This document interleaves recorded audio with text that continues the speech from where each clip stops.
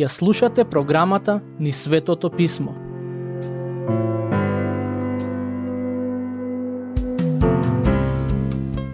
Во претходната епизода завршивме со обработка на говорот познат како беседа на гората. Но денес сакам да се навратиме на него и да дообјаснам некои од нештата што досега ги кажав. Голем број на луѓе веруваат дека беседата е стандардот според кој црквата треба да се води, дека овој говор е даден првично за црквата. Ако го погледнеме Божиот збор од птичја перспектива, ќе увидиме дека Бог дал два така наречени системи според кои тој владее над човекот. Првиот е Мојсеевиот систем, односно законот.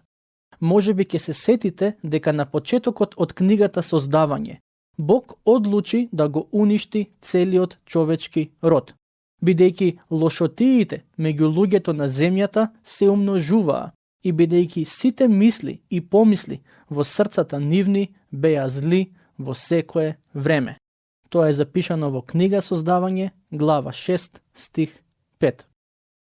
Бог мораше да го донесе својот праведен суд врз луѓето што беа во ваква духовна состојба. Од целиот свет само еден човек и неговото семејство го избегнаа тој суд. Станува збор за Ное и неговото семејство. Потоа, од нив Бог го подигна човечкиот род. Генерации подоцна, Бог го повика Аврам и му кажа дека од него ќе подигне големо потомство и тој народ ќе биде сведок за Господовата големина. Покрај другото, Бог му вети на Аврам дека на неговото потомство ќе му даде земја, а и многу благослови, и дека тие ќе бидат за благослов на останатиот свет. Божјата намера беше преку тој народ да го досегне светот. Векови подоцна, Бог преку Мојсей им го даде законот на израелците. Еден од централните аспекти на тој закон, принесувањето жртви, беше предслика на крстот на Господ Исус Христос. Бог на човекот јасно му даде до знаење дека без жртва нема да има простување на гревовите. Законот не можеше да го спаси човекот, но беше даден за да му покаже на човекот дека е грешен и дека има потреба од милост и простување. На некој начин можеме да кажеме дека законот не понуди спасение, туку пресведочување.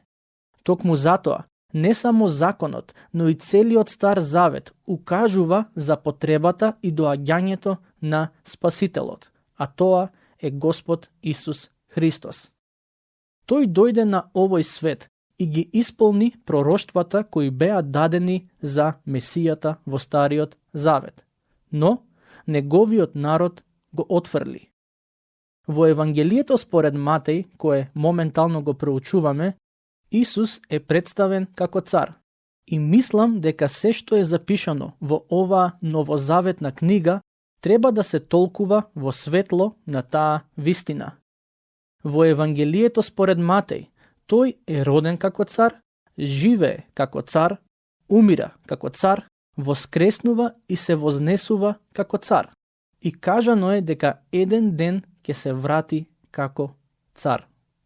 Додека беше тука на земјата, покрај другото, Господ Исус даде еден така наречен закон, кој е малку поинаков од Мојсеевиот закон.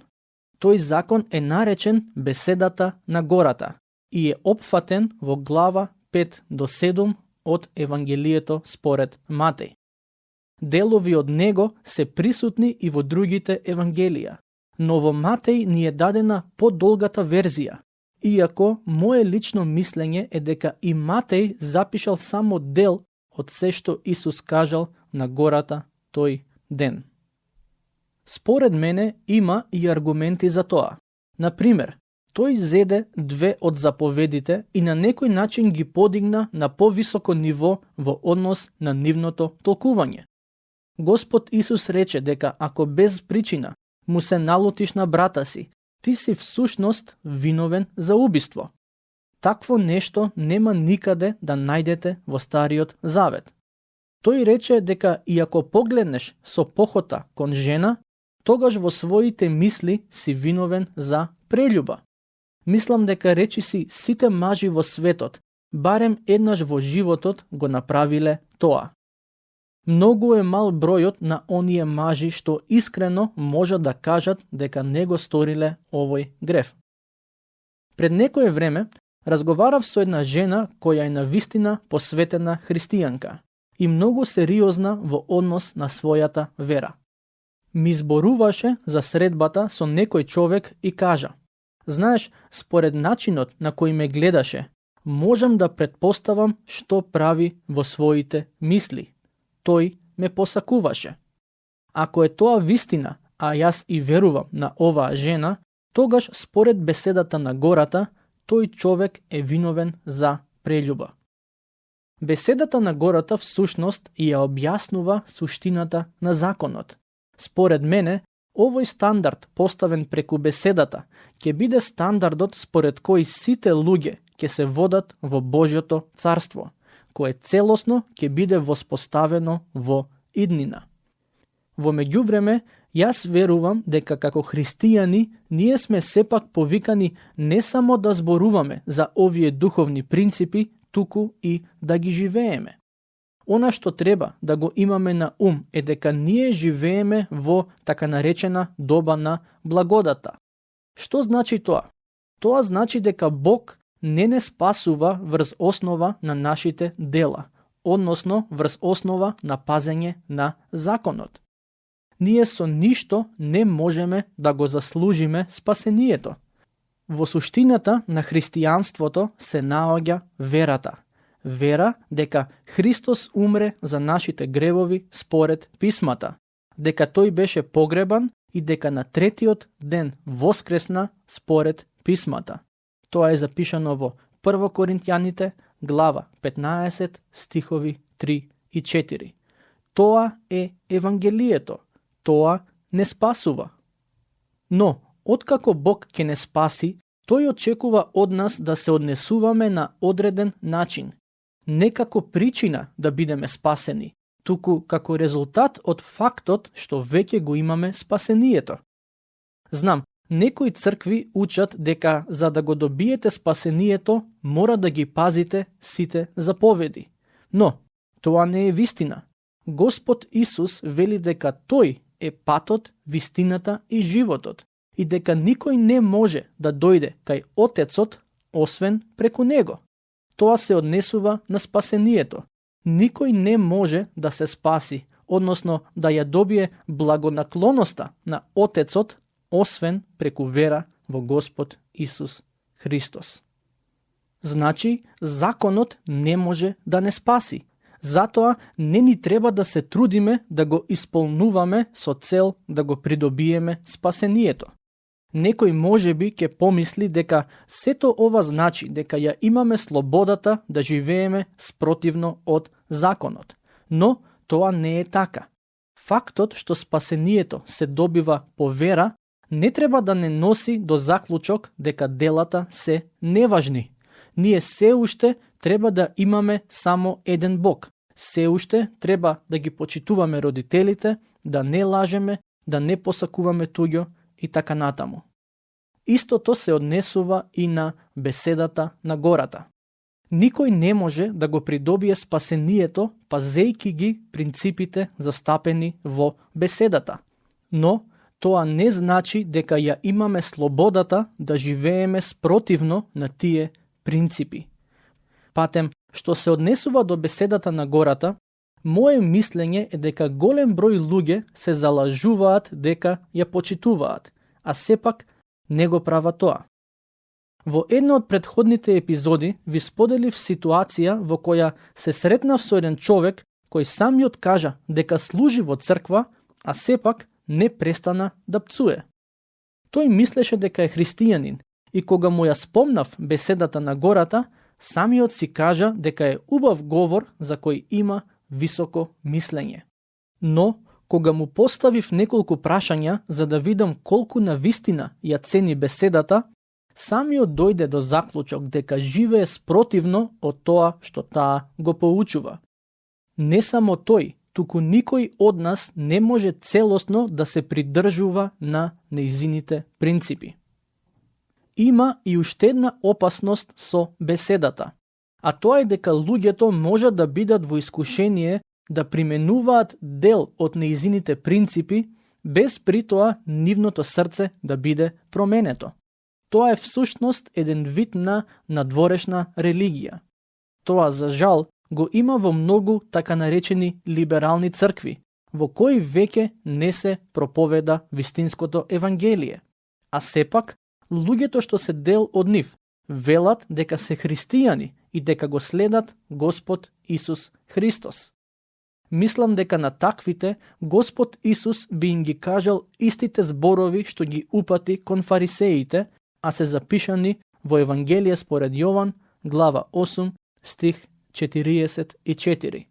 Таму се вели: вашиот татко е ѓаволот и вие ги извршувате делата на вашиот татко.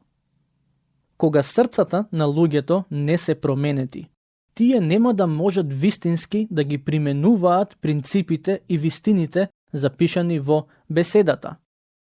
Низ историјата многумина се обиделе да го сторат тоа. Пример, по Втората светска војна, големите светски сили се обидоа да бидат миротворци, но безуспешно, бидејќи војните се уште не се престанати. Проблемот не е во тоа што беседата не поучува, туку во човековото срце, кое е непроменето од Евангелието. Пред некое време еден слушател ми пиша: јас немам проблеми, самиот јас сум проблемот. Тоа е суштината на состојбата во која се наоѓа човештвото. 10 Божји заповеди не се лоши, Бог ни ги даде.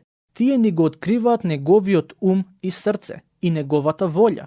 Беседата на гората исто така ни го открива Божиот ум и волја. Но ние луѓето не можеме да живееме според нејзината мудрост, се додека нашите срца не бидат променети од Евангелието. Слушнете ги зборовите на Господ Исус Христос. Во Евангелие според Матеј, глава 15, стихови 18 до 20 вели: а она што излегува од устата, иде од срцето и тоа го осквернува човекот. Зашто од срцето излегуваат лоши помисли, убиства, прелюбодејства, блудства, кражби, лажни сведоштва, хули. Тоа го осквернува човекот. А јадењето со неизмиени раце не го осквернува човекот. Се додека ние луѓето не ги сватиме овие зборови сериозно, нема да можеме да доживееме вистинска промена, онаква каква што ни е ветена во Божиот збор. Само Господ Исус може да го промени човековото срце. Овој проблем може да се реши само преку духовна обнова, дело за кое само Бог е способен да го направи во нас луѓето. Кога Господ Исус разговараше со фарисеи по име Никодим, тој му рече: мора да се родиш од озгора. Ова е прекрасна и неверојатна вистина, која важи и за нас денес. Зошто Бог ни вели дека треба да се родиме од озгора? Бидејќи ние имаме грешна природа, која не може да се поправи. Кога Господ Исус во Матеј 15 од 18 до 20 вели дека од срцето на човекот извираат злите мисли, зборови и дела, тој не зборува само за Хитлер, Сталин, Мао Цетунг или некои други познати злосторници. Не, тој зборува и за мене и за тебе. Сите ние го имаме тој проблем. Во Галатјаните, глава 5, стихови 19 до 21, апостолот Павле како да дава дополнување на оваа Исусова изјава и пишува: делата на телото се познати. Тие се блудство, нечистота, бесрамност, служење на идоли, магии, непријателство, кавги, ревнување, гнев, раздори, расцепи, зависти, пијанство, пирови и други слични работи. Однапред ви велам, како што ви реков и порано, дека оние што го прават тоа, нема да го наследат Царството Божјо. Ние денес живееме во време во кое етичките вредности на луѓето зависат од ситуацијата во која се наоѓаат и затоа живееме во време на голем неморал.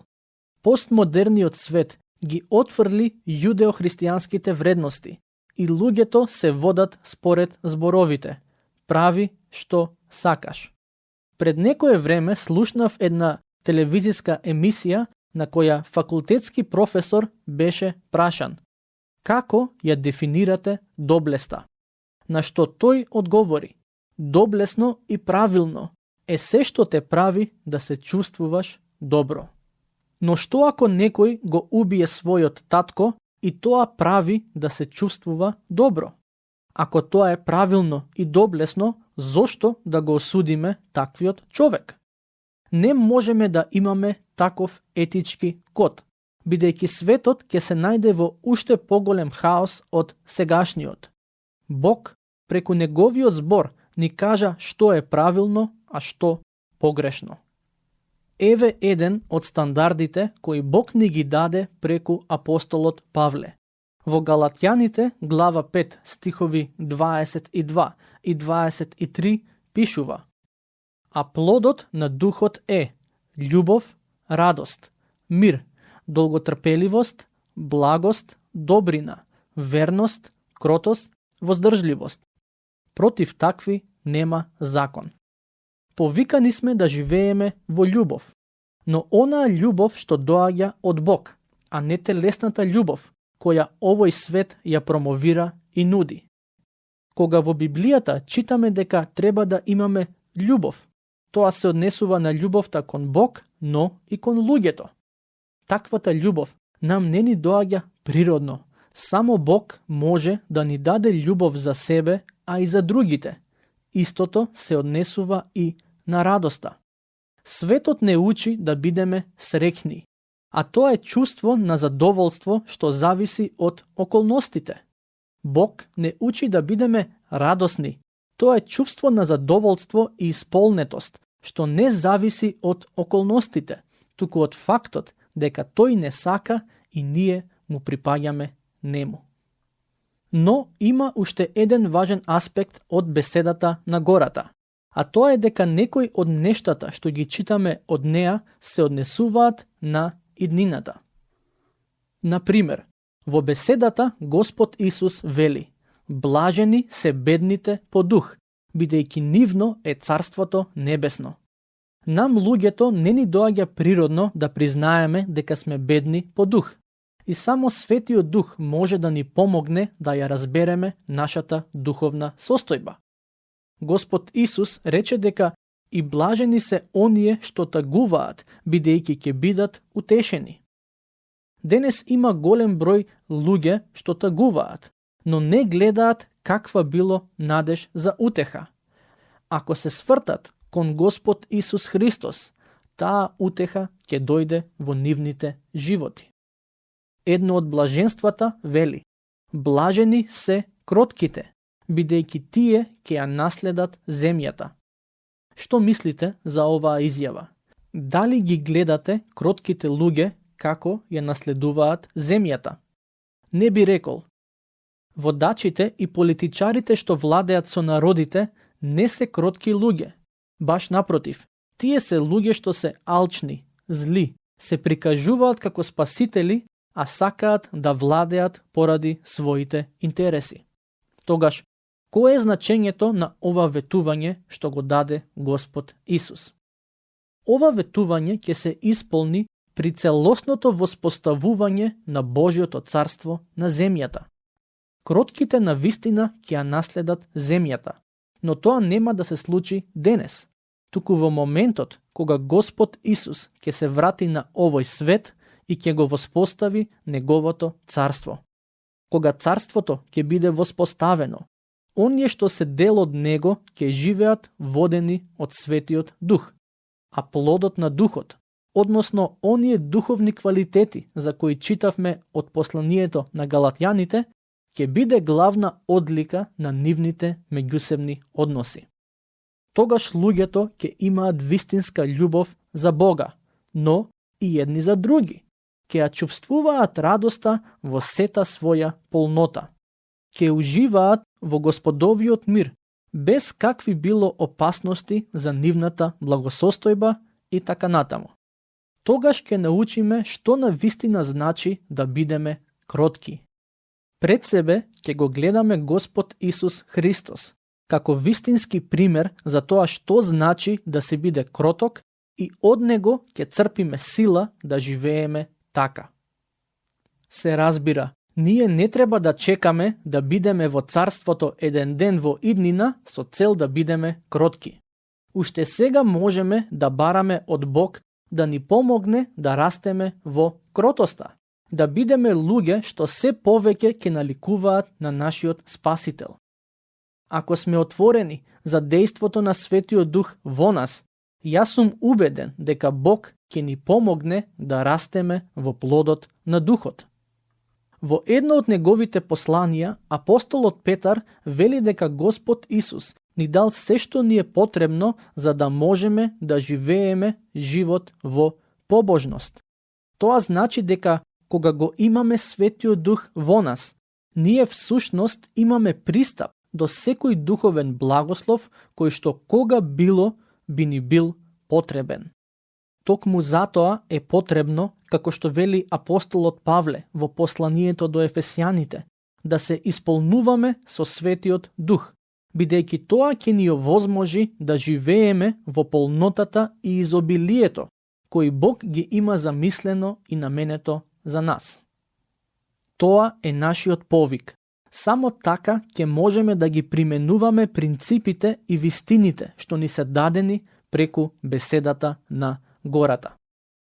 Сега сме подготвени да се спуштиме од гората, каде Господ Исус го даде овој познат говор и ќе видиме што беше следно во неговиот живот и служба тука на земјата и како тој ги применуваше зборовите што ги поучуваше. До следниот пат, Бог изобилно нека ве благослови.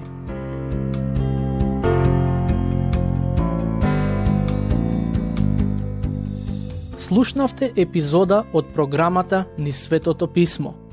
Можете да не слушате и преку мобилна апликација на нашиот YouTube канал и на подкаст платформите како што се Apple и Spotify. Ако ви се допаѓаат нашите епизоди, споделете ги и препорачајте ги на вашите пријатели. Бидете слободни да ни оставите свој коментар или да ни пишете на нашата имейл адреса nizsvetotopисmo@gmail.com. Следете ги нашите страни Низ Светото Писмо на Facebook и Instagram. Епизодите од оваа серија можете да ги најдете и на нашата веб страна ttb.twr.org.